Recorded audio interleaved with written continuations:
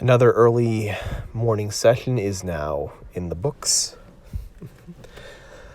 Yeah, these mornings are not fun, and I'm obviously not a big fan of always recording these morning sessions either. But just again, sometimes the way things work, you gotta adjust around that. It was a good session though. Got at least again a fair amount of work done. The big thing that's been helping me these past to be at least be a bit more productive, especially lately, has been trying to commit to longer sessions.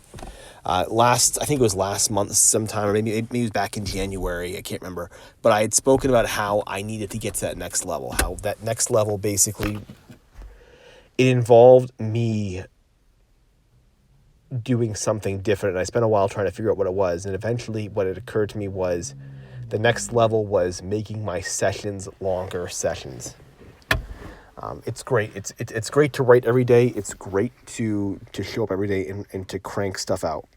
That's important. That I think is the base level for anybody. But once you've mastered that, once you've gotten that underneath your belt, you have to go deeper, and that means for people is different. Some people might be you have to go maybe for a higher word count each day.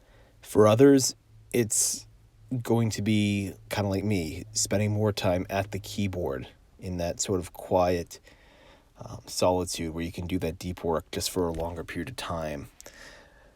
For other people, maybe going deeper, maybe it's about actually completing things. It's not about so much having longer sessions or that, but just not tinkering on a project for a year. If you're working on the same short story and it's taking you a year to do it, maybe going deeper is finally setting a ship date. Just saying, listen, on this date, I'm sending my work out, regardless of what the quality is. So it's different. Everyone's fight in this is a little bit different. And what it takes to get to that next level is a little bit different for each individual person. It requires a little bit of introspection to be able to do it. But once you know it, you have to kind of commit. And one of the things that I really messed up with last year was I got somewhat complacent. I figured that just by showing up each day, I was going to get the success that I wanted. That if I did that everything else would kind of fall in line. Unfortunately, it didn't happen, and things don't work that way. It's a good start, and causally, yes, maybe everything decent my writing career now falls behind that because I just started the habit of showing up every day. But you have to do more. You can't just stick to just that thing. There is a time. I do believe there's a very important time in this process that does come when you can sort of sit back. I think there's a time in the process where all of your habits are aligned and you're able to get a sufficient amount of work done, and that you're satisfied with the output of your work in both the quality and the frequency that you get things done. And then at that point, you can kick back. I think there is a time in the process when you can begin to kick back, but this isn't it. This is not it. That time will come when you, on a very internal level, accept whatever it is. So if for you, if it's just, hey, I'm happy getting one book out a year. Like, I'm happy self-publishing just one book a year, and the pace I work at right now gets me that. Awesome. At that point, you can kick back and relax because you've gotten to the point where you're happy with what you're doing. You're content. Content's a very fleeting thing. It's I spoke yesterday about that.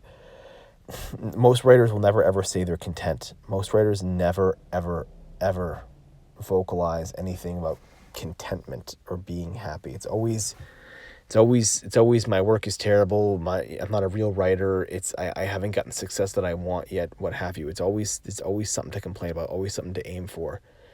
If you can get to a place where you are content, I envy you, certainly. I envy you. And on a much deeper level, though, I think you've achieved then what the whole point of this is about, what the whole point of this entire process is about, which is writing your art, in this case, writing itself, right? So creating your art on the page, both in terms of frequency and of quality, that makes you happy, that you can actually be satisfied with. And if you can get to that point, then awesome. You'll never have to worry about anything, potentially ever again with this process. That contentment either comes from achieving everything that you've actually set out to do, or scaling back your expectations. It's always one or the other. It's either you hit your target, or you adjust your target to something else that you can achieve. I don't think either one's right or wrong. I don't think there's a right or wrong when it comes to that.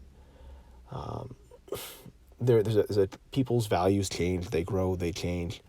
The guy at 20 years old who wants the Pulitzer Prize, maybe at 30, maybe they don't. Maybe the system's beaten them up so much. Maybe they've learned so much about themselves over 10 years that instead just getting a work published and being in like his local library, that's enough for that person.